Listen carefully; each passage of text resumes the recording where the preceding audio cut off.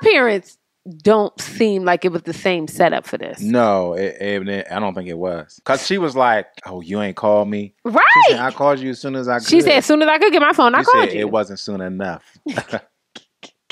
She was about to get the belt. She was about to get a whipping. Yeah,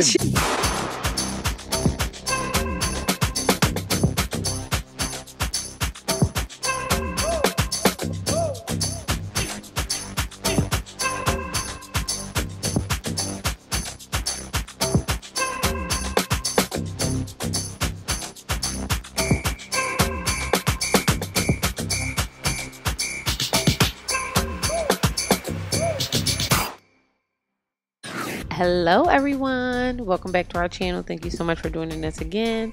I'm your girl, Zar Eleanor. I am on the couch with my beautiful husband, Zar Conner. Hey. And we are back. And today we are talking about Love is Blind. Okay, y'all? My man got me working. So we had a very eventful weekend. I feel like we were just talking to y'all. You know what I mean? Because we did Ready to Love, so. Yeah, but I'm trying to figure out what I want for dinner. I really want some, this is so random, but I want some, I've been wanting Olive Garden very bad lately. No. But he don't know no better. He wasn't raised right, y'all. He went to, I don't know, where you used to go back in the day? Bennigan's. Bro, the old country buffet. The old country buffet for sure. He used to go to the old country buffet. See, we was classy based. We used to go to the Olive Garden. Okay.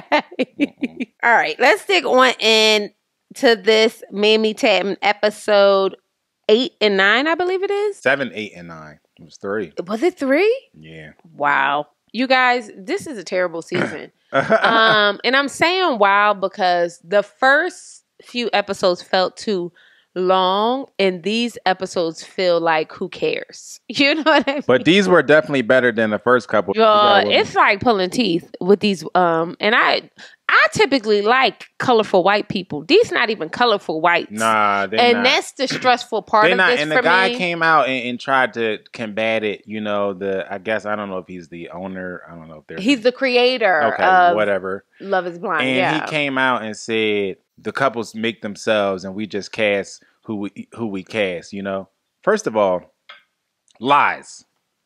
We know that not to be true because y'all don't show everybody who gets engaged. End of story. What are you talking about? What are you talking about? We also know that two couples from this season got edited out the show. Yeah. Brittany and Mo decided not to film. So I guess they asked them, did they want to film and come on the Honduras trip? And they chose not to. Now, I don't know why that is. All I know is two couples got edited out the show. Yes, that's the truth. And one of them is still together. Yes. Yes. What are we talking about, dude? That's also true. So it is very odd, but they was another, those whites look like, they looked a little unsavory. Yeah. And I don't know if our audience understands what I mean by an unsavory white. Yeah. But it just didn't look like the colorful kind that, I typically like to see on TV. They weren't. If we judge them by the rest of them. Let's talk about a pair of colorful whites. This is the most colorful we're going to get, and that's Joey and Monica. Yeah. So Joey and Monica Joey's our golden retriever. Monica is, I'm going to be honest. The truth of it for me, I really like this couple, and I only like this couple because of Joey. I agree with that. And I actually feel very similarly. I didn't really like Monica in the pods. But Monica with Joey is much more likable. Yes. And I think they're just a likable couple. I think they have something genuine about them. Yes. They talk when I watch them, they talk like a regular couple talks. I can relate to them because they just talk like we would talk, in the kitchen or on the couch. The one thing that annoys me about watching some of these other couples is they can't ever just have regular conversation. And it feels like they're having real world conversation. Even like in real time. Like a lot of times, Joe and I have been together 100 years. So we're not talking about what's your favorite color and all that stuff like that. Yeah. So a lot of times what we're talking about is things that's just happening around us in the environment in real time. And you can tell that's what they're doing as well, which is really good. You know what I mean? Because then you're growing the world around you. You're building the world around you brick by brick through each other's purview. And I kind of really enjoy watching that. I liked that they went over to Monica's house and was hanging out with her family. And she has a very eclectic family. When they pulled out the Mammy Ted, let me tell you something. Joe's family is the same exact way, y'all. Not really. They're not. No, these people are like the Partridge family. They were all participants of this. Like everybody had an instrument. Yeah. What she's talking about is the matriarch of my family, who's now passed away, used to force the entire family to sit around a piano and sing. Yeah. Very different. Number one, we were all prisoners. Like, we didn't have I used to be like Homer Simpson, like. Yeah, no, seriously. But we didn't have a choice. You know what I mean? Like it was slavery. Like, you know what I mean? You just had to, you knew what time it was around the holidays. Yes. All right, get your ass up, get around the piano. We have to sing. And that's because who? Joe Jackson? Joe Jackson was running the household. And my parents passed that down. It was 7, of her siblings. And then she was whipping the whip on me to practice when I was young too. So we were forced to do that. This is very different. They were all like, pass the instruments out. Too many slave references. Whips and the slave. That's just what it was. I get it, but it was triggering for me. I feel triggered. But the point I'm trying to make is that it was wholesome. It was really, really wholesome. It was something out of a TV special. It tickled my absolute soul because the way I would have shriveled up into a raisin. Like my body would have like collapsed into a briefcase, and then I would have George Jetson beamed myself out of there. Seriously, it would have really happened. That's secondhand embarrassment for me. However, Joey is everything he thinks he is. Like, you know what I mean? You can tell he has done the work. Like some people say they go to therapy, and I don't believe a lick of it. And I believe this young man is going to therapy. I do too. And just how he interacts and how excited he was just to be in her space and understand where she comes from. But he got stuff with him. So come to find out, Monica's sister's boyfriend originally matched with her, Monica, online. Okay? Which is weird. Monica says, you know what? After some dates, you know who you would be great for? My sister. And in theory, right? Like if I say it out loud enough, that makes sense to me. I'm not going to lie. This happened in my family. And I told you about this. So the fact that you are surprised, it was a long time ago. I'm more surprised you're saying it than I am surprised that you... We're a family here. So this is a safe space. This happened in my family. And to this day, I think it's weird. And it stuck. Like the couple that ended up as the final couple are still together to this day. I don't think about it, so that's the thing. It's only weird when you see it play out or like when this. Somebody tells the story, right? And then you're like, yeah, y'all, that's never not going to be weird to me. Whenever I hear this story, I'm like, yep, that was weird. But I guess this is a thing. I don't know. Maybe it's cultural. I don't get it. I don't know. I don't. At first, I really do believe I've met men and been like, you know what? You would be great for my girlfriend. Like, it just... Yes, girlfriend. You know what I mean? I would never... I just can't... I would never be like, oh, me and you don't vibe, but let me introduce you to my brother. I just don't... Weird. It would never happen. Why do you think that is? What do you think is the pathology of that? It feels kind of incestuous in a weird way. Like, I know it's actually not. It just feels... But also, in my brain, we're supposed to have different types. You know what's weird to me? Okay, this is about to be real weird, what I say. You and Ryan don't look alike, but you and Ryan have the same features. So she's talking about her sister's husband. Yes. I do sometimes think that's weird, though. I don't know why. I just be like... But then again, both of y'all have the same features as my dad. Yeah, but that's just... Is that weird? No, because that's just racial. Yeah, because I think because both of y'all... We can be from the same tribe. Yes. I think a lot of women, a lot of people, regardless of race, might experience that. Where like, you know what I mean? That's not weird to me. You don't think that's weird? Nah. Okay. That to me, that's very different from this. From like a suggestion. You know what I mean? Yeah. Like when people first saw you, they thought you were a descendant of my aunt. Yeah, that's true. You know what I mean? That's not weird to me. She you know thought what I mean? She was like, hell, we need to DNA test her. But no, that's not weird to me because people tend to gravitate towards people who reflect them in some sort of way, even if it's the smallest things. And I believe it's scientific. Couples who look like each other stay together. I guess the point we're trying to make is Monica's sister's still mad about it. I think there's some underlying. So Joey says this about Monica's sister's boyfriend. He feels like, oh, he's just hanging around. No, this could have been a joke, but he says, oh, you just hanging around until Monica come around and change her mind, and then she just want to be with you. The and passive aggressive whiteness was blinding. It was like it was too much. It was a lot of that. It was too much. Yeah, they be doing this weird stuff though, and then laughing about it. Like, what's funny? I don't think that's like, yeah, it's just weird. But I thought that was an opportunity for the boyfriend to be like, no, I want to assure you, I'm at where I'm supposed to be at. Like, you know what I mean? Yeah. There's no ifs, ands, or buts about it. Like, I don't know. But also, this speaks to the theme of the show: how small Minnesota is, and how it's apparently very normal for people to be bumping into somebody else, and they had dated somebody else, and they had matched with somebody who they met in a bar or they saw on Instagram. So this really just set the stage for the fact that we can't be overreacting to these things. Yes. Okay, that's a good point. Neil, how do you feel about the sister saying that she is older than Monica, so she was basically saying like it's kind of messed up that you would be getting married before me. The sister is a full-blown hater, and sometimes we got to call it out and call a spade like Joey did. Kudos to him for standing up straight and saying it with his chest, because he straight up said your sister's a hater and you need to talk to her. You need to see something. Y'all need to see somebody about that. But I think we underestimate how much somebody has to listen, not only listen to you, but be super aware of their environment in order to even come to that conclusion. Mm-hmm.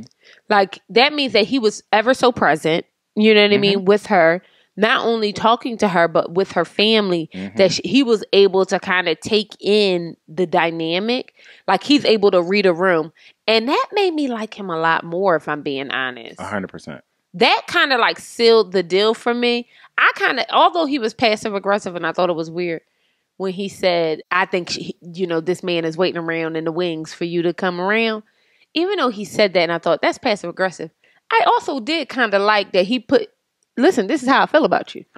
You know what I mean? Like, this, in my mind, this is the kind of guy you are. He made it clear to me that I am not a fly on the wall. I'm hearing everything that's happening in this room. I'm paying attention, and I'm speaking on it. And Monica knows that.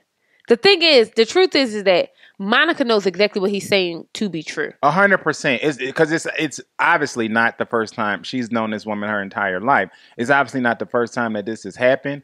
And it has to be even more visceral for her, more than she's putting on, because she did this on camera. Yes. Sat her down and talked about how he not good for you. What? But who says that to their sister who just got engaged? I should be first. It's the I should be first, number one. And it's the, oh, well, he seemed like he nice today. Like, he might not be that. Like, it's just, you're trying to dampen her, you know what I mean? Rain on her parade. Exactly. And I didn't love that. But sisterly dynamics is so fascinating. I absolutely positively love having sisters. I don't know how people don't have sisters. It's to the point where I feel terrible for people who don't have sisters. What makes me feel worse is that there's a population of people who their sisters, they don't get along with their sisters. Yeah, and that's because you got blessed. All skin folk ain't kinfolk. Yeah. And sometimes you got an enemy right in the camp. Her sister is the ops. But you know what that be though, Joe? And I don't care what nobody say. That's how your parents raise you. Because my mom was very big on like everything revolved around us. You know what I mean? Like we had obviously my dad, obviously my brothers.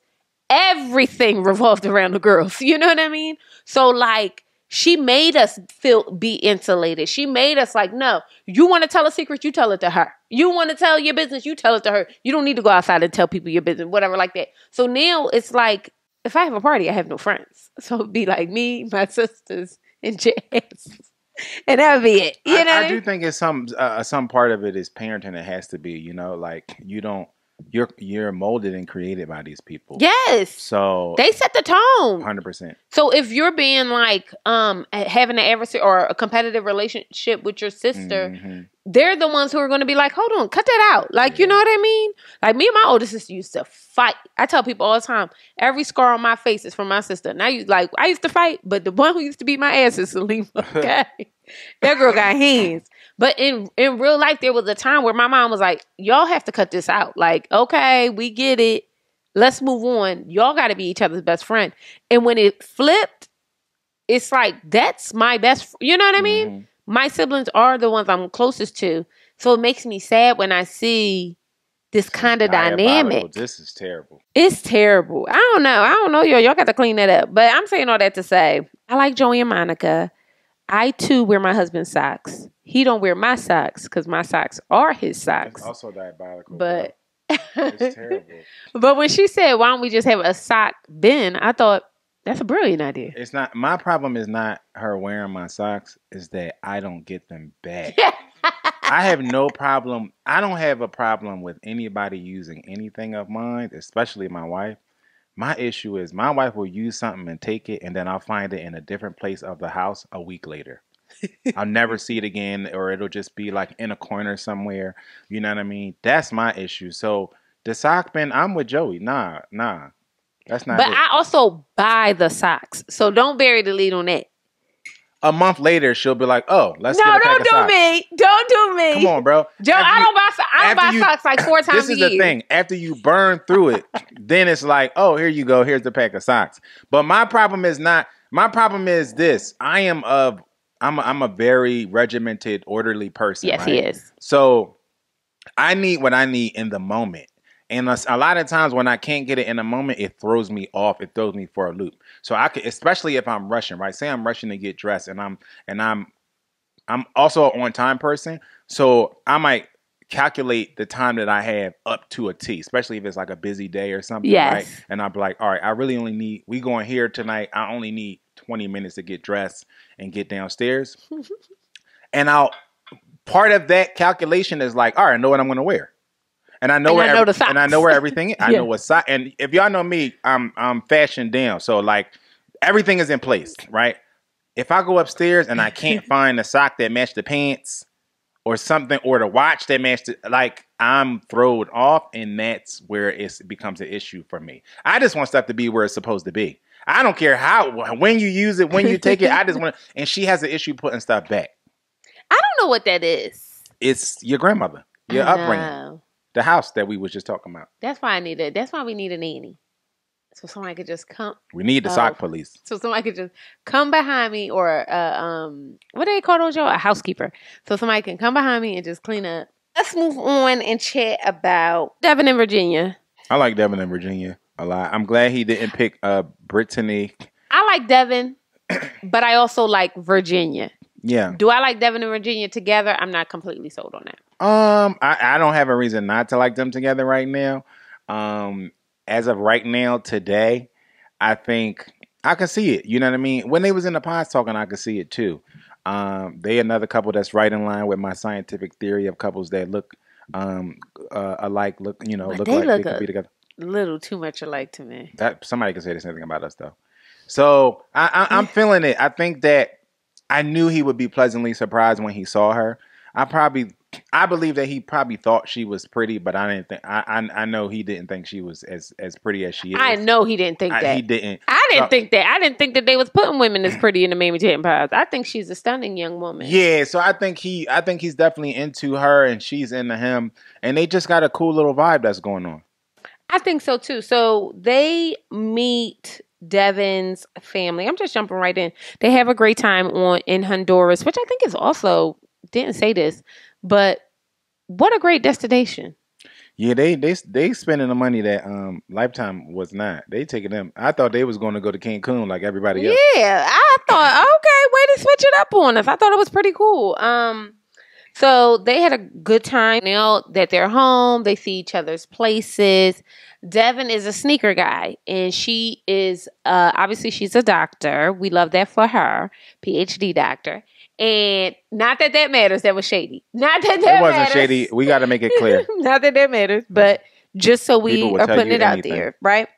And he is, the basketball coach and the director of the sports, whatever, empire or whatever. And he likes sneakers. Now, he don't have nightstands, but he definitely had a rack full of sneakers. Okay. And we can do with that information what we will.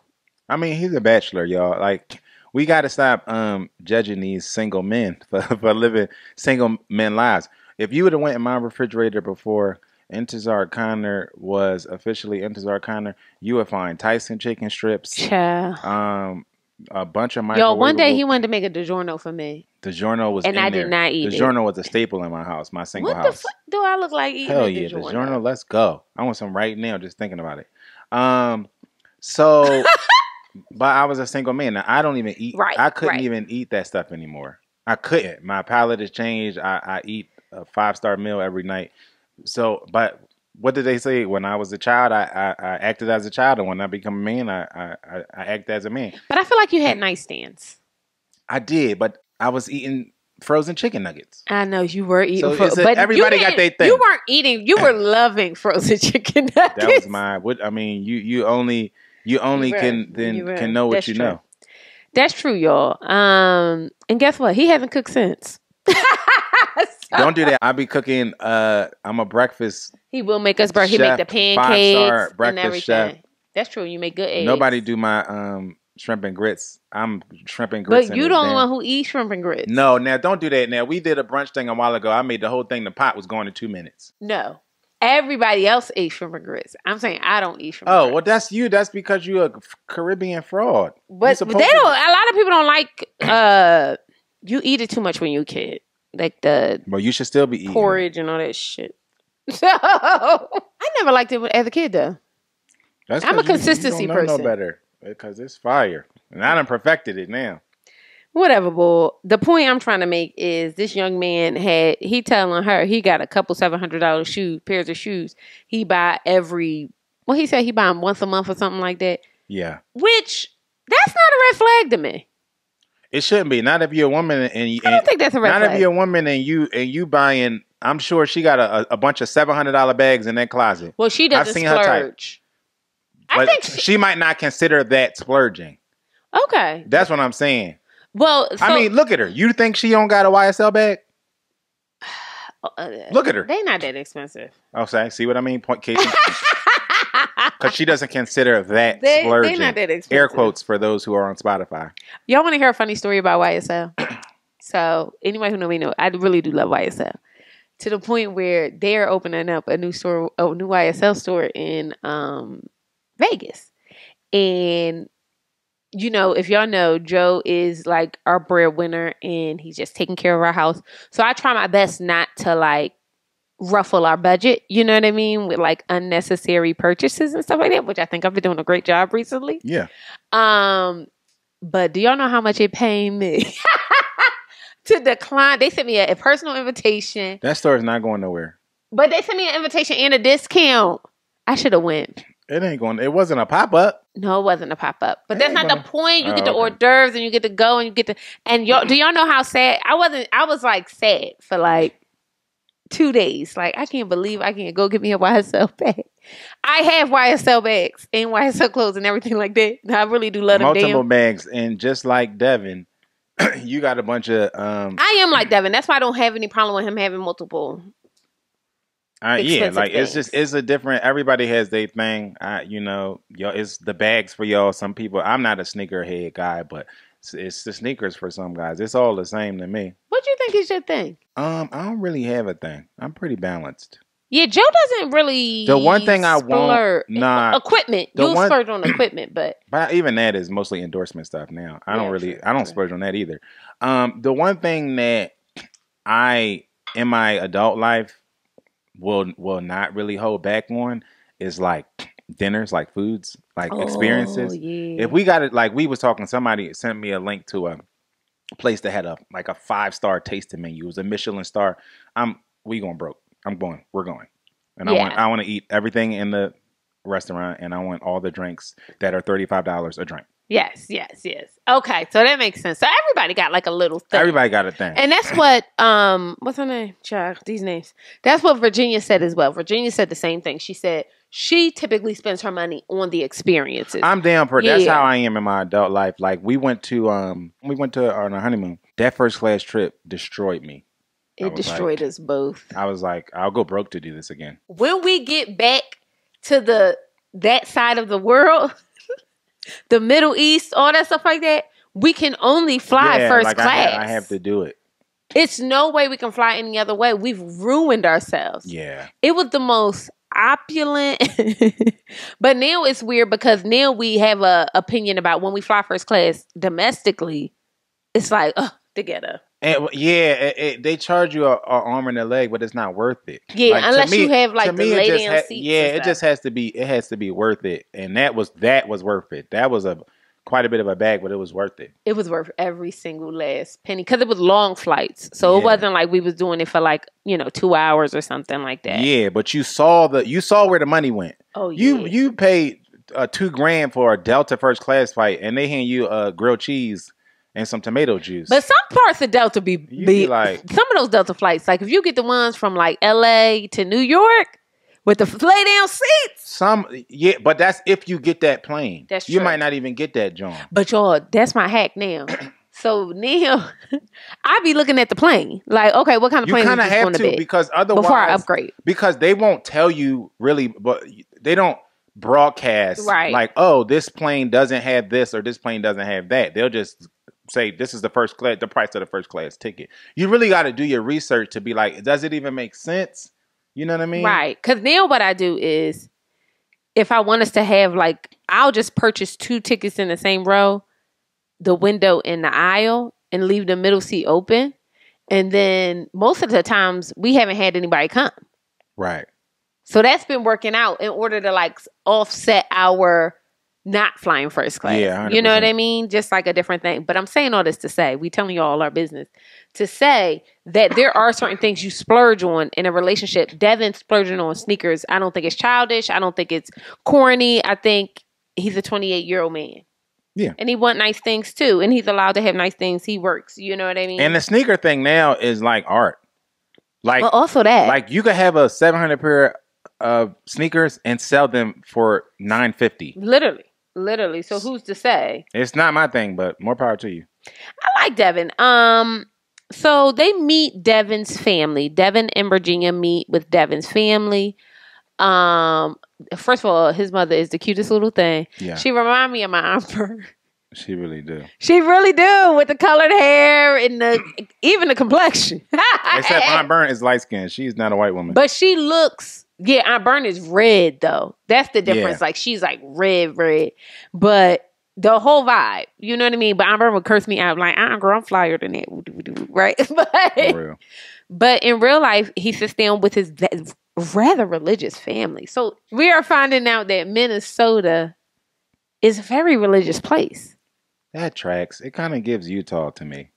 Small, it's very much giving Utah. Based, very a lot of uniformity. Yes. You know what I mean? Everybody look alike. Everybody, yeah. Yeah, it's very Stepford. Yes. So he comes from a very religious background in which the parents are really cute. The dad really didn't say a word. I mean, not one. The most he said was, mm-hmm. That's how your dad is, though. 100%. Yeah. Unless he really got something to say, or unless you're like really engaging him. Yeah. Like I be wanting to know all his business. So then what happened? Where would you at in 1965? Yeah, and you what really got to pry. You do have to pry. But his dad was really, really quiet. Super.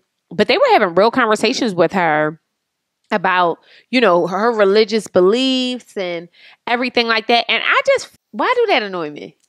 I think my theory is because you, like me, enjoy more conversational engagement.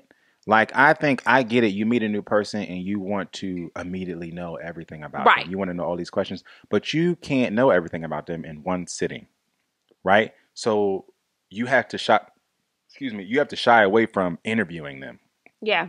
And I think that you can get to know, I think you can get more out of just conversing with somebody the way that we were seeing Joey and Monica do. I think you can get more out of just flowing conversation than you can shooting questions at them like darts. I believe that, and I also believe when people are lying about the amount of influence their parents and the people around them have on the people that they date. I don't believe that. Like when people be like, "Well, if my mom doesn't like you, I can't date you." That's weird to me. I don't believe it.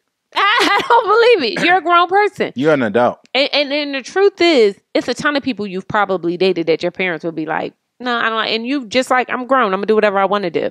Or you should be. You know what I mean? And not to say that your parents' opinion doesn't matter. But as an adult, your parent opinion shouldn't matter that much. Like, because at a certain point, then you aren't an adult. Right? Like when I had to ask my mom permission to do something, I was a child. I was under her guidance. I was under her tutelage, right?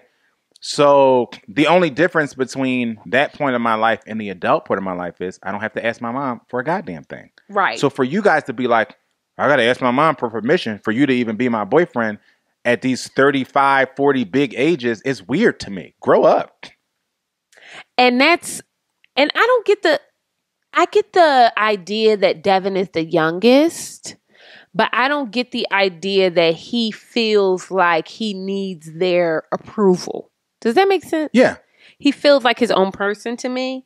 They did talk about, Devin and Virginia spoke about getting a prenup, which, you know how I'm a big proponent of that. I don't think that's a problem.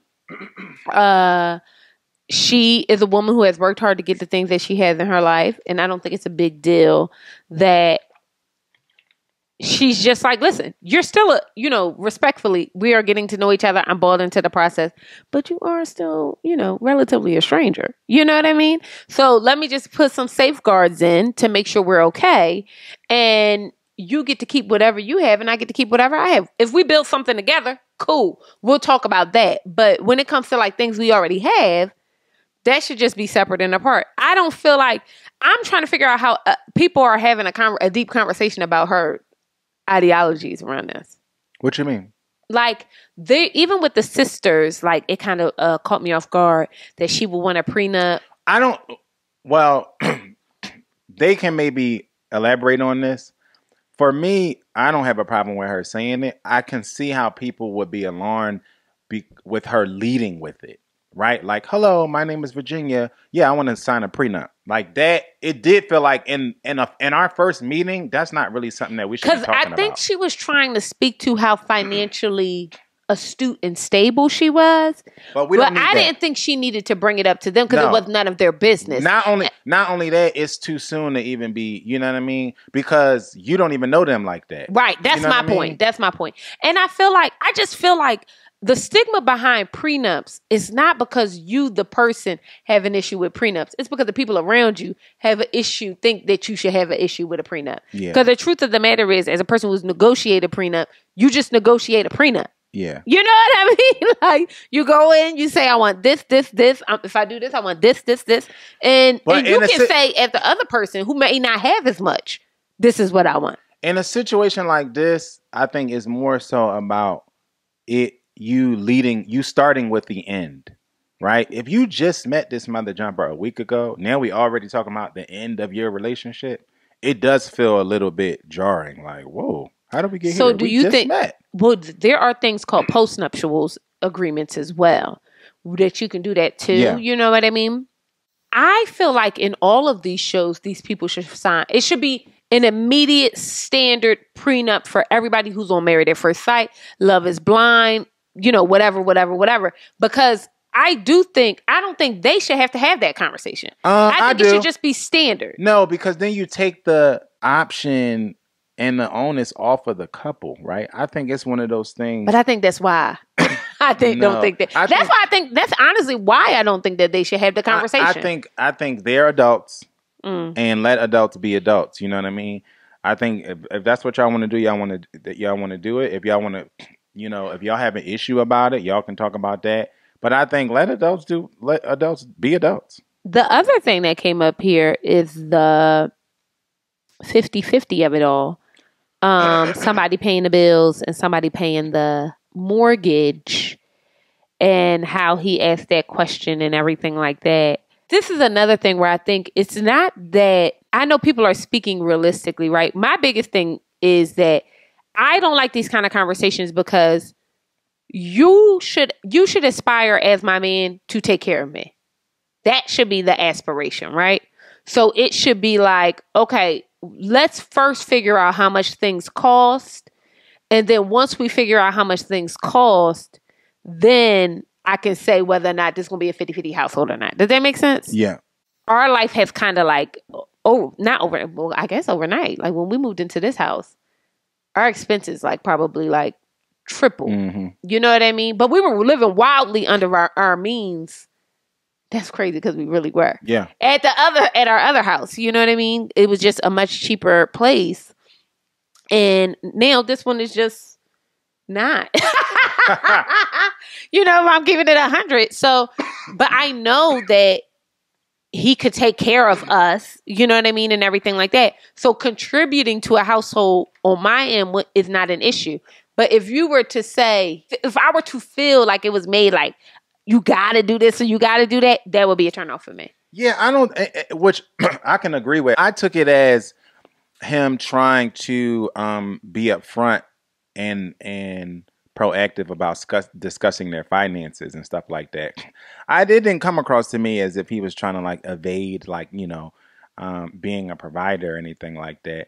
I thought they were just being upfront and transparent about where they are and their expectations. I honestly thought this is real adult conversation that they were having out of all the couples who were really talking about what color blue is your favorite, you know, shade of blue and all of these trivial things. I thought they was just having real conversation that is important to have when you're about to walk into a marriage, but also with a person who you don't know. You don't really know what their expectations are. You don't know what they're used to and all of those things. So, but when you say, see, my problem with it though is, yes, they are having conversations that grown people should have. So I agree with that. But on the other end, it would be more grown if we really talking about the numbers of things, right? Because to just go to, because what people don't get is that if you could pay the utilities at a house, right? A large home, our water bill was just $300. 1 month. Or might be 2. I think they do it 2 months at a time. But the point I'm trying to make is that's a high ass bill. Right. You know what I mean? For 2 people, right. We don't run a fucking laundromat. Right. You know what I mean? So if you do that with your what all bills are we talking about? Our phone bill, our internet, our water, our gas, our electric. How are we going to do the car notes? You know what I mean? We only got 1 car note now. So like those kind of questions to me, it's like, hell, I'm paying the same amount of money as you. Well, they need to talk about that though, right? But that's my point. I don't think leading with the 50, this is my point, right? I don't think leading with the 50-50 is a thing. Do you remember when we sat down and did the budget? What I did was take, okay, your income, my income, what is our gross income, right? Together.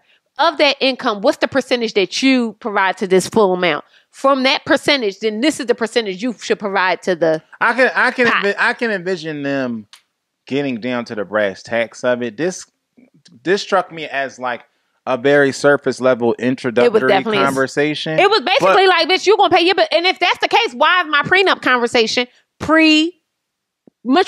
I think that that's a conversation to have when you are getting down to the brass tacks. Like, okay, let's do this. Let's figure out what we're going to do, how we're going to splice stuff up. You know what I mean? I thought the prenup conversation also should have stayed in the realm of privacy. That's not something you sit in front of somebody's family for the first time and bring up to me.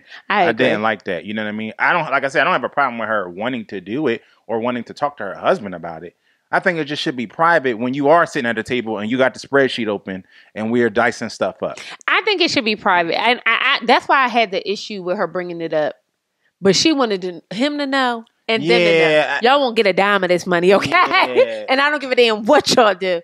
And part of me appreciated it. And the other part of me thought, oh, baby, we maybe not now. Yeah, we don't need that. But let's move on to Ben and Sarah. You know, I actually really do I think Sarah is a pretty girl. She reminds me of Kylie Kelsey, actually. Yeah, I can see it. And I really like Sarah as a human.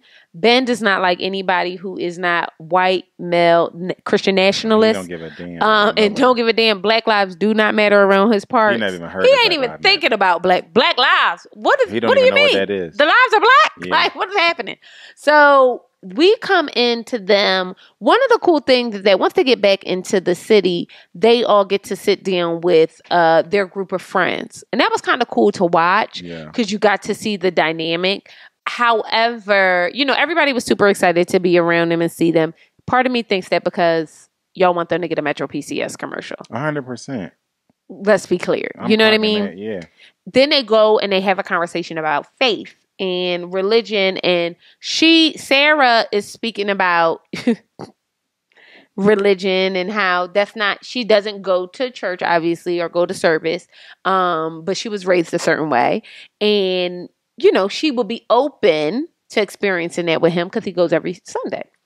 One of his friends brings up the Asian girl. She brings up the fact that she had a conversation. She's agnostic. And she had a conversation with Ben because he was their DD, her DD going home. And she was like, you know, I was trying to get him to hang out some more. Like, let's go somewhere else. And he said he needed to go to church. And she said, well, I didn't know you was like that religious or whatever. He's like, well, I don't want to call it religious. I just have faith. You know what I mean? Which... if it was anybody else, I would have probably that would have gave that person cool points to me. Anybody else talking. But because Ben does not believe that Black Lives Matter, I can't give him that. You know what I mean? Nah. But I thought that he had these particular friends around to make sure that he looked like he cared about we are the world, we are the children. I was just about to say, did his friend group surprise you? Because it did surprise me. They could have been paid actors. Now, disclosure. I don't know. And I'm going to be honest. If I'm keeping it 1,000, 1 million, quadrillion, gabillion %, that's what it's given to me. You're not going to get me to believe you are surrounded by that many people who are eclectic in thought. This young woman sat up in our faces and told us she don't even believe in God, but you're supposed to be the most Christian person. And you a MAGA man? Nah. And not only are you a MAGA man, y'all never had the conversation about George Floyd. Oh, I try to stay away from that. Y'all never had the conversation about Black Lives Matter in Minnesota. Yeah. Where we know there were so many social activations. That to me, that doesn't read the same. It doesn't. It reads fraudulent. Somebody got to be lying. Somebody is lying. And to me, it's just like, and I thought this was Sarah's sister. Y'all gonna be annoyed with me, but why was her sister annoying the shit out of me? Oh, I got a girlfriend. Girl, if you are a lesbian, we just assume you have a girlfriend. That's mad. Yeah, right. But I guess if I had a man, if I was a fiance, I'd be like, yeah, I got a, you know what I mean? Maybe it's equivalent to that. No, it's not. My thing is, though, I felt like, I don't know if Sarah told her, girl, you know he a homophobic. And then she said, oh, you know what I'm going to do? Let me test him. That's probably what it was. That's probably exactly what it was. That is probably what she had that conversation with her sister. Because I don't think, because my thing is this, not that I don't think that you should be able to say how you feel or identify, right? Because that's not at all what I'm saying. What I'm saying is that at the point at which you get to exist in the world as a lesbian, the assumption is that you have a girlfriend. Right. You know what I mean? At the moment you say that, we like, okay, like, you know what I mean? But I get it. Right. Like. And you don't have to litigate. Like, I don't know if you want to introduce us to your spouse. Like, I didn't understand where it was going. It definitely, now that I think about it, was more like a test. Yeah, I got one too. Ben. I think it was. Yes, right. I think it was. Okay, I think it was, and rightfully so, because something is not right with Ben, to the point where Sarah is on the couch one night and she finds a TikTok from this woman with the fake surprise that she had, Andrea. Right, very much fake surprise. But the scariest thing is not just the fake surprise to me, y'all. The way that this current social media era has us seeing people doing things on TV and being in the world, and then you feeling the incessant need to talk about their character or how they were with you is weird to me. I'm not even. I 100% agree, and it is exhausting. I'm so tired of somebody trying to piggyback off of somebody else's 15 minutes of fame. It's weird AF. Everybody is not everybody's friend. Everyone is someone's ex. Everyone is someone's enemy. Everyone, excuse me, I'm going through something with my allergies. Everyone and cross somebody the wrong way at some point in their life.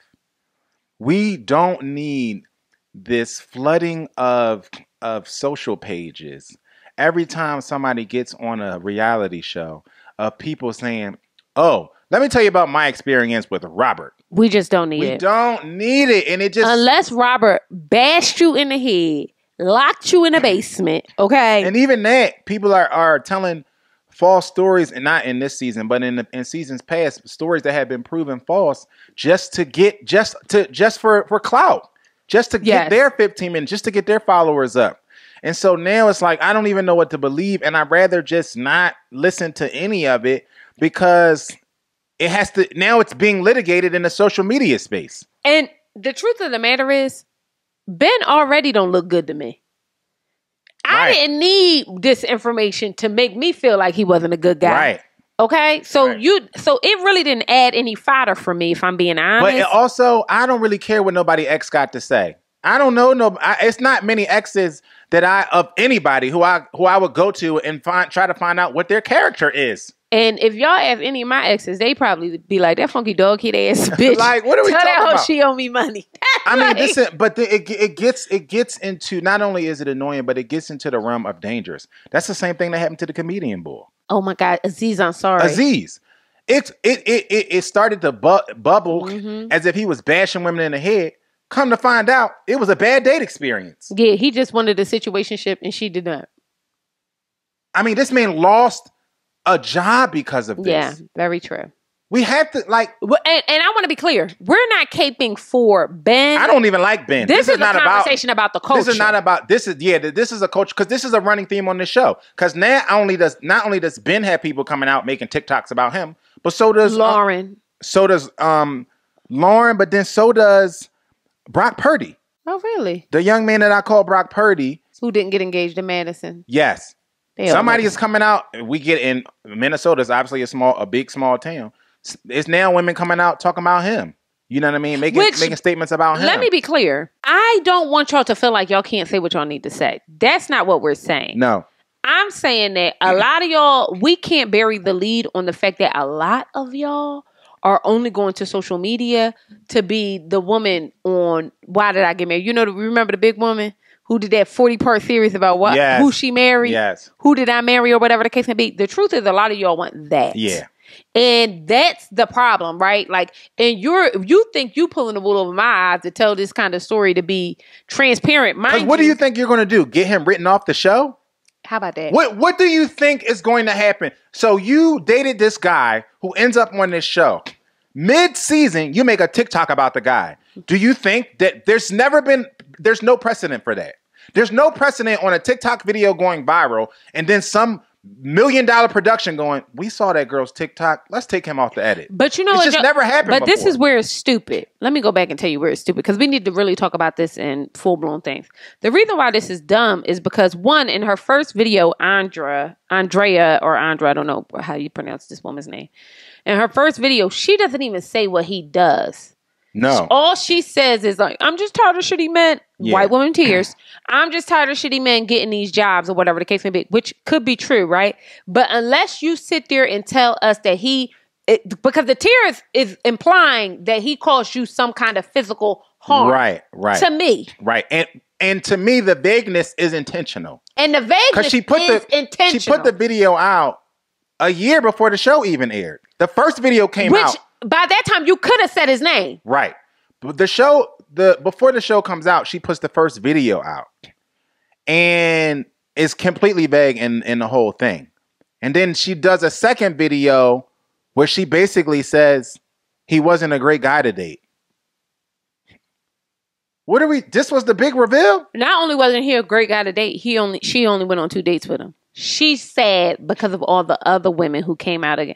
What are you talking about? She getting exactly what she wants. She got every video. The one video I'm looking at now got 1.8 million.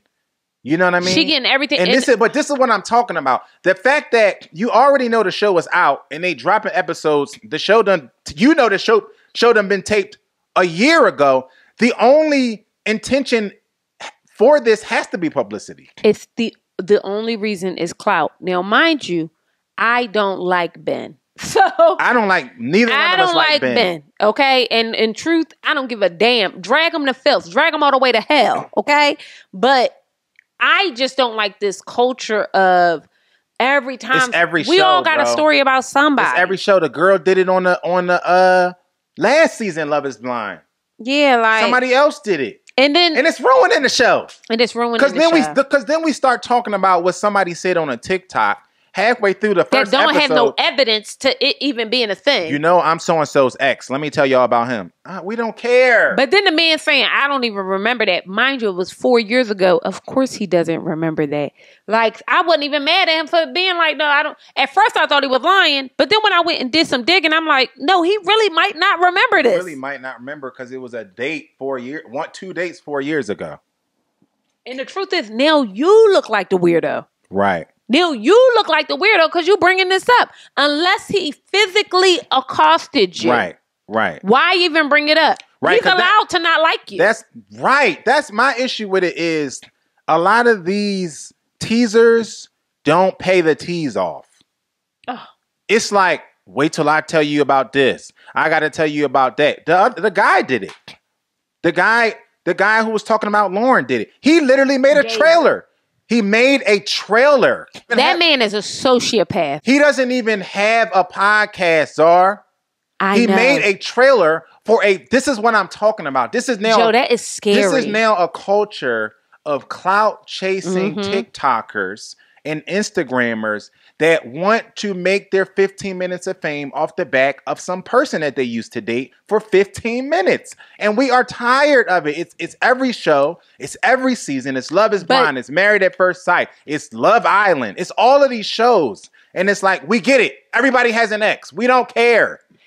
And this is why I tell y'all, can't nobody tell me about my relationship. We are not in an era where people are telling you about what's going on with your spouse out of the goodness of their heart. Oh, 100. That's not an opinion. It's a fact. So you could never say a mother bleep thing about me and mine. It's just no way, right? So but this is why. Because I see people doing this all the time. It's weird. Just wanting to blow up your spot for the sake of blowing up your spot. Like, you know what I mean? And it's weird. And we gotta cut down on this because this whole woman thing she's odd. 100%. Okay, let's talk about Daniel and Taylor. This episode opens up with Taylor telling us she believes that this man knew who she was and she felt nervous about that. And that because they had the same Christmas stocking. How many Christmas stockings are there in the world? But Joe, he didn't even have like a unique Christmas stocking. I mean, how many unique Christmas stockings exist? It wasn't even a unique one. It was just like a regular one with like an initial. Like what? So come to find out, she searches for his information in front of his face. And he's sitting there like, I would tell you if I saw you before, I would let you know if I followed you. He was like, it's not far-fetched that I did or didn't do it, but I'm sure, you know what I mean? He was almost certain that he didn't, right? She looks through her Instagram, and guess what we found, y'all? No. Back up. Okay, baby. They making us wait through this whole thing. How annoying was that? We sitting here just like this. The editing on this is just what not is happening? Giving. This is watching paint dry. This season has already been watching paint dry. So now we got to wait for her to find Wi-Fi. She on the camera asking for Wi-Fi. She was on the camera asking for Wi-Fi. Why do we need this? Why do we need to see this, y'all? Then she says, oh, I lost a lot of followers. Girl, what are we talking about? Is the man in the Mamie Tatton follower list or no? He better than me because I got up and left. You know what it is though, Joe? If I'm being honest, this is really one of those things where he feels like he hit the jackpot. I was just about to say. Yeah. There is a couple, and I can't remember the man's name, but he calls the girl Pookie. And y'all, it's a white couple. She was a flight attendant. Hear me out. She was a flight attendant. They from the South. She was a flight attendant, or he's from the South. And he met her on a flight, okay? And they get together. Come to find out, he this Wharton businessman, graduate, got money, shmoney in finance, do the damn thing, living in Texas with a beautiful life, right? So she hits the jackpot, essentially. So now you can, while you're watching him, everybody's like, oh my God, I want to be Pookie. I want to be Pookie, right? But he a little man just like Daniel. But the truth of the matter is, it's because in this moment, he covets this woman in a way that we don't get to see a lot of women be coveted, if that makes sense. You know what I mean? And I think that Daniel is capable of making Taylor his Pookie. Now, y'all going to have to tell me what that man's name is. But when I show you, Joe, when I send you this TikTok, you're going to be, the resemblance is uncanny. Oh, that's crazy. Even between both of them. Like, to me, it's like kind of crazy. Like, when I saw it, I'm like, oh, yeah, I already know what is going to happen here. He definitely felt like he outkicked his coverage, so. And he did. He did. For all intents and purposes, physically, he did. You know what I mean? And I think that's okay. And I think that him being grateful for that is also okay. He's showing up in a way that he understands that, like, listen. It just was nasty work. The whole thing. The whole thing was trying disgusting. She was trying to make him out to be a predator. And you know what? And that's why I didn't like that he said I didn't love that. You know what I mean? Because he shouldn't have had to endure that. Even if he followed you on Instagram at some point, we all now know how socially small Minnesota is, especially for the singles. Yes. Everybody on the cast has talked about it. Yes. Why? And so what? Yes. Why try to paint this man like some creep and criminal? That was nasty work to me. That was nasty work. And then come to find out that he's not even following you. I mean, just very odd. Very odd. And then it was like almost she did like a 180. Oh, yeah. I mean, it was like she was stuck on that ironclad contract. It was nothing else she could do. She had to change that attitude real quick. And she did. You know what I mean? And they end up having, I'm going to be honest, it was kind of nice to see them throughout not the honeymoon, but in Honduras. You know what I mean? Yeah. It was really nice to see how he didn't even take it personal, which I also appreciated. He understood that, like, you know what? He had empathy for the room. Like, listen, you don't know me. You know what I mean? We just getting to know each other. If that's something that popped in your head, of course you needed to see it through. And I'm okay with that. That said so much about him. He was a little too malleable because I would have been like, why would you even make this such a big thing? I mean, let's be clear. He was too malleable. However, he also knows his station in the world. This is a man who knows he's had a hard time finding love. He said his height has been what kind of messes him up. He is short king. And he being real. Like, I want somebody. I want her. And okay, she might be neurotic or crazy or whatever, but that's who I want. And right now, she chose me, and we won't figure it out. And I appreciated it. I just want better for these short kings out here. And I hope that she comes around. It's my hope. I feel like she's going to pull a Mirla. Like, from the other show. Like, she's going to be like, all right, I'm stuck here. And then come decision day or, you know, whatever they do at the end. She's going to be like, nope, never mind. Yep. I think she would regret that. And I'm going to tell you why. 100%. Not because of him. His entire family, although they seem like the type of whites that vote for Donald Trump. Yeah. And I could be wrong. For some odd reason, I find them endearing. Yeah. The mom, the dad, they trust him. Yeah. They trust him. They might not understand the process, but they trust him to make good decisions. Yeah. And be respectful and be a nice guy. And to see his sister who is blind and how he's like, there's a world where people do have to fall in love like this. You know what I mean? And to understand that and empathize with that, I don't know. I think she would be crazy because to see her mama, yeah, she did this as literally an act of violence. Yeah. She not with it at all. Her mother was absolutely positively like, no, little girl, stop playing with me. I know you don't think you're going to get married. That's something that you and I should have spoke about. I'm sitting here like, are we in the middle? Is she 12? We're in between something. Like, she about to send her to her room. But that's probably those later in life parents. It's just so weird to me. So y'all never grew up? Where did y'all cut the umbilical cord? Like, at what point do you do it? Yeah, that's a good question. That's a very good question.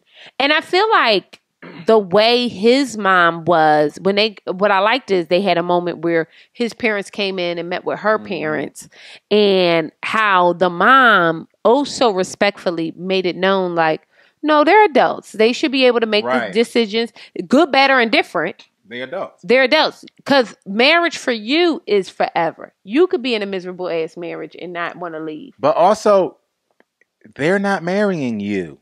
That's what we got to understand. That's what feels weird about the whole I need their permission thing. Yeah. Is this a throuple? What are we doing? Why do you need their permission?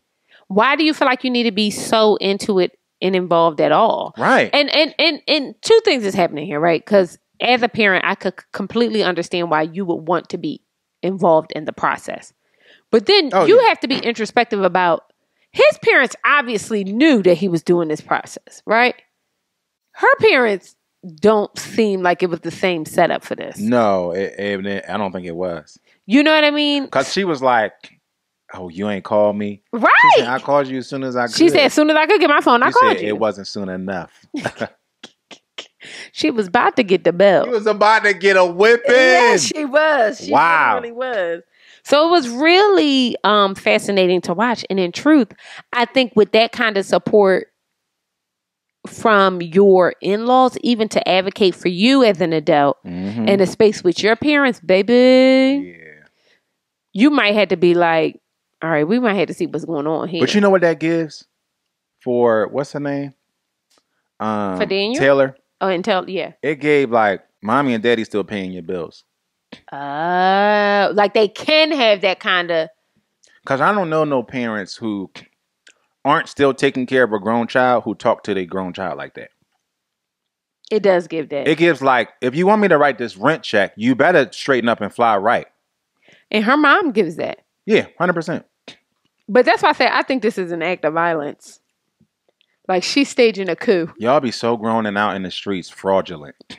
Not grown. Because it's no way your parent is talking to you like that, and you living at home paying your own bills. It's no way. It's no way. But then again, y'all correct us if I'm wrong. There are people who are talking, parents who are talking to people like that. That's why there be no contact.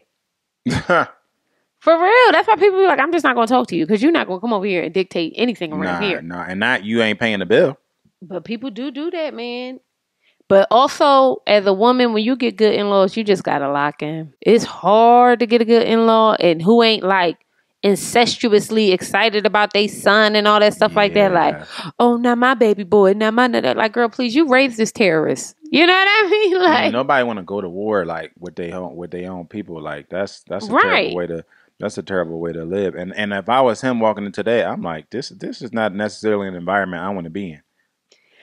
The point I'm trying to make is I need to know more about Daniel. I like him right now. I really, really do. Taylor, not so much. She really tried to gaslight us all. 100%. So she got some working to do to get me back on, on her side or whatever the case may be. But Daniel has been nothing but a gentleman and a nice guy. And I would like to see him happy. How about that? Yeah. Let's talk about somebody who I do not wish happiness for at all, and that is David. Lauren, I wish you the best. David, I wish you nothing but the worst. This man don't deserve poom poom. Y'all see, but this is why women need to stop having sex with men. When I think about David's experience in the past, him calling her like she's saying I'm 30. He said, "Oh, so you're not good looking or something like that anymore." Like that whole deprecating a woman and all that stuff. These men don't deserve vagina. We have to stop engaging. And the problem is that too many of y'all don't get enough attention that y'all think even negative attention is good enough because he's the prize. He really, he looked like a thumb. He's mid. He act like that because he's been treated like the prize. You know what I mean? And that's why he act like that. He think that he's so funny because when you the prize, they're laughing at your jokes like they're the court gestures. He's not funny. He's But not the problem funny. is He's offensive. He thinks that he's funny because in these environments that he's frequented, people treat him that way. These women that he's been messing with, they cackling. But this is how y'all treat people. The difference between the way people treat somebody they're attracted to versus they're not, right? Yes. Because I bet you he's met a lot of women like Lauren who on the onset is laughing at his jokes.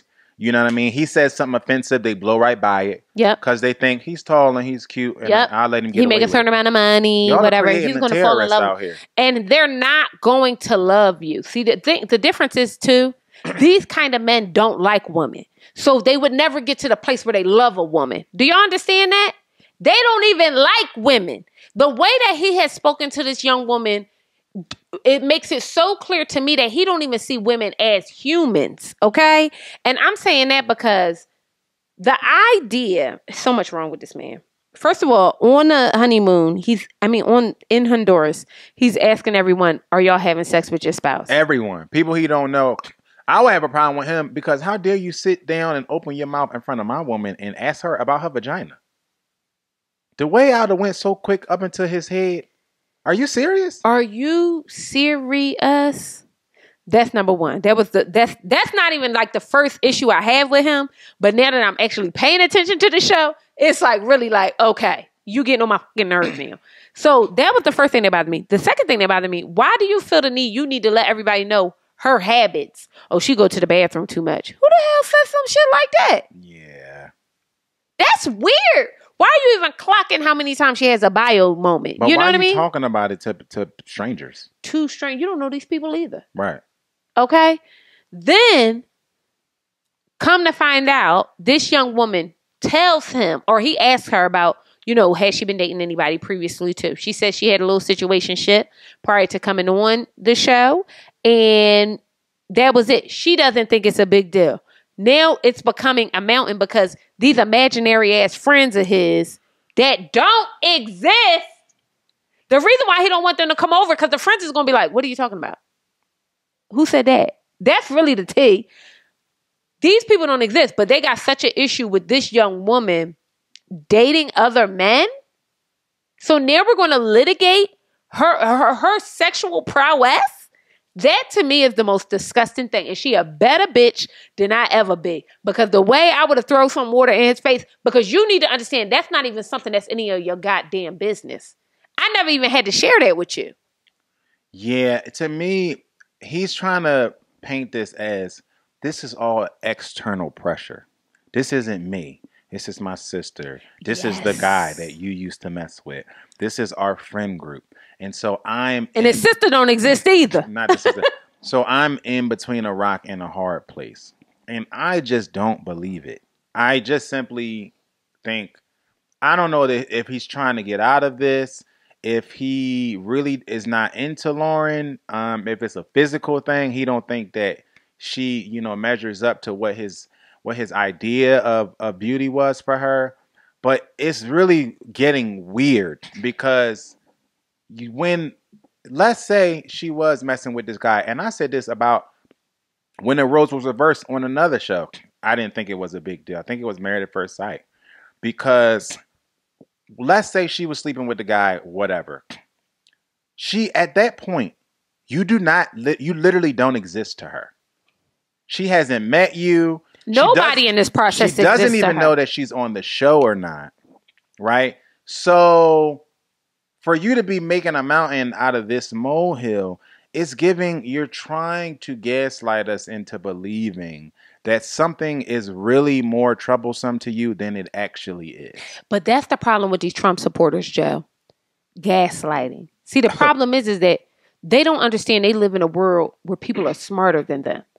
So then they think that they can create these narratives and then we all supposed to buy in just because you said it. Yeah. We ain't supposed to, don't believe your lying eyes. Believe what I'm telling you. Yeah. And it's just like, that's not real life. We all can tell that you are trying to get this woman to leave you. Yeah. We all can tell that That's you're really trying to what it's make it an giving. environment. First of all, nobody's feeling a way that she slept with somebody prior to, like, nobody cares.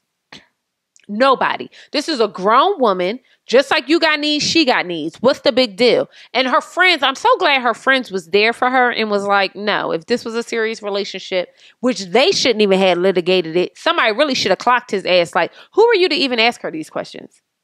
We just met you. They was trying to knock it down. They was trying to make the case that they don't even know this dude. It was never a real relationship. They didn't hang out with the guy. They don't really know the guy, blah, blah, blah. Which I just thought, we really don't even need to be talking about this right now, because it is more of a private matter and a matter that really doesn't have anything to do with you. This is not during your relationship. This is not after she met you. This is not after she was in the pods before she even talked to you. Oh, he in my friend group. Mind you, he's not in your friend group. He a friend of a friend of a friend. But guess what? We live in Minneapolis, so everybody is a friend of a friend of a friend. Everybody know everybody. And he's making the stink of the whole thing. The guy, like I said, he done made a trailer about a fake podcast appearance that he's going to go on to talk about. The man made a picture of him like he was in the pods, Joe.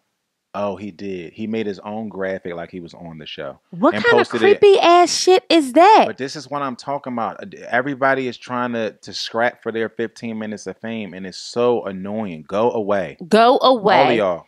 And none of y'all deserve vagina. And women have to know their worth. And not their worth like you got to treat men like mess. You have to be able to identify these men who do not like women. There is a population of men who do not like women. They do not value women. They'll never love a woman. Never. He will never love a woman. Nothing in him nothing based on what he said makes me understand that he understands a woman intrinsically. Everything he says is like, oh, well, I'm always with the baddest bitches and the baddest bitches. It's never anything deep, right? And that's primarily because he sees women as a tool, a utility, a vessel for his sperm. And that's why y'all can't be messing. And the real tea is that I'm annoyed with Lauren because he really showed his cards in the mother jumping pods. Really you shouldn't have been messing with his ass then. Well, she wanted to secure the ring on the show. Cause the moment you can never be. It's never funny to think you're going to talk about me. You don't even know me. You don't know what I look like. You don't know nothing. Me and Joe joke all the time. Joe does not deprecate my looks. Has never done it. You know what I mean? Deprecate. My cooking, my this, my that. Because why? Because why is it funny to you? Because why? I just think, I'm frustrated with Lauren too because he keeps doing it. You standing in his face crying. Like, stand up. Leave. Like, what the and leave and air him out. Don't just leave. Crash out. I'm tired of people. We need to allow people to crash out. But the problem is, this is why these non-colorful whites. This is why these non-colorful whites, y'all real tea and real issue with white women is that y'all have endured so much abuse by white men. Y'all have Stockholm syndrome. Y'all now are loving y'all oppressor in a way that we have never seen before. Yeah. Because they oppress y'all first. Because this man is not for you, Lauren. He ain't for no woman. And I'm saying this now. He is not for no woman. What are you going through this for? I mean, she's obviously visibly upset and hurt by it. She doesn't know what to do with her hands because she feels like this is going on behind the scenes. There's conversations and being litigated in rooms that she's not in. What are you enduring this for? Because he's such a great catch? And he lying like, oh, well, I don't think my friend should come over now. They were never coming over, honey. They were never coming over because I would have stood 10 toes down like, no. Call him and tell him to come over. Since this is such a big deal, and I'm going to lay everybody the fuck out. I'm going to lay it low and spread it wide because y'all really playing with me. Like, over a man that I ain't even really dealing with like that? Fuck you and him. Are you crazy? Yeah, it's weird. Whole thing is weird. Just so you can try to get out and go date Molly, who in truth ain't as cute as Lauren. But Molly is a terrible person. They all terrible people. The moment the man sat up there and told y'all, oh, my political preference shouldn't matter. The truth of the matter is, red flag. Political preferences only don't matter to people who have terrible political points of view. 1,000%. Because if you felt like your point of view was so goddamn great, you would be like, oh no, you would be singing it from the top of the mountains. So stop playing. They don't give a damn. And that's another thing. If a man will vote against your bodily autonomy, he does not need to have access to your body. It's law. The cognitive dissonance is violent. It's so crazy. It's so crazy how y'all could be with these men who are not for you at all, or any woman, or any these men woman whose very way of voting hates women. Will actually affect your day to day, your access. See, because they call it access to an abortion, but then it turns into access to healthcare, basic healthcare, and basic y'all will stand by these terrible people. And you know what? While I'm on it, because we about to wrap this up, but this is such a point of contention for me, because as people who have experienced a loss in pregnancy, and my loss they had to activate it, right? Mm-hmm. Is what I want to say.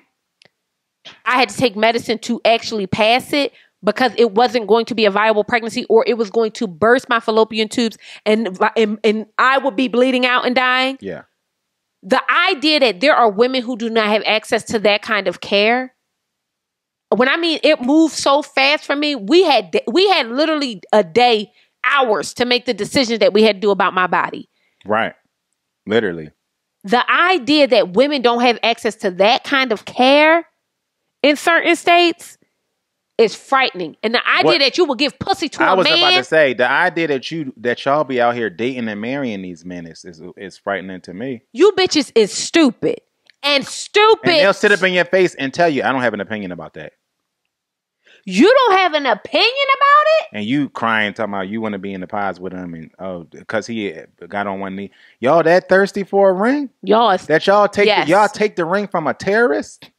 But you know what, Joe? They are so disconnected from humanity as a people that they don't even understand that they human too. Yeah. It don't even cross their mind and now they find it that out. Tomorrow it could be them. See, today is you. Yeah. But tomorrow it don't even cross their mind. That's why everybody's saying FAFO. Yeah.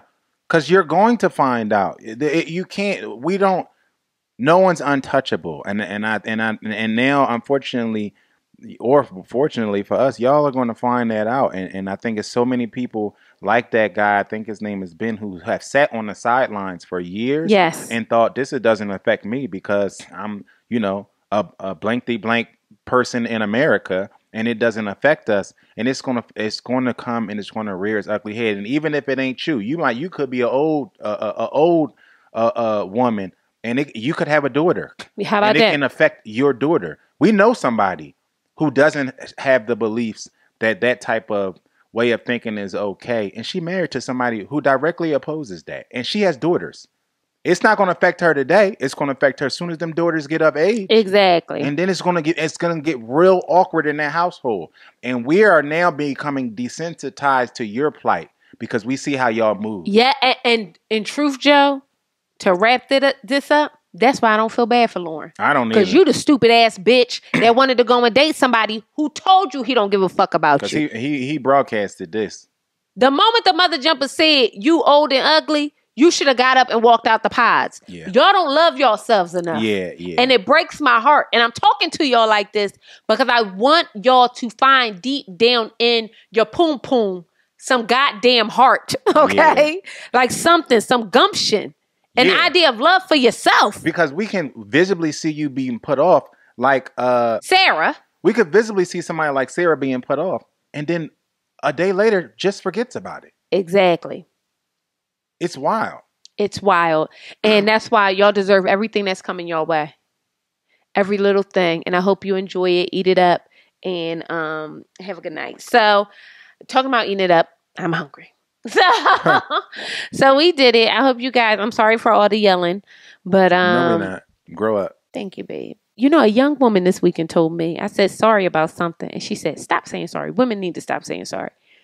And I said, You're right. I'm sorry. But I want to say thank you guys for joining us again.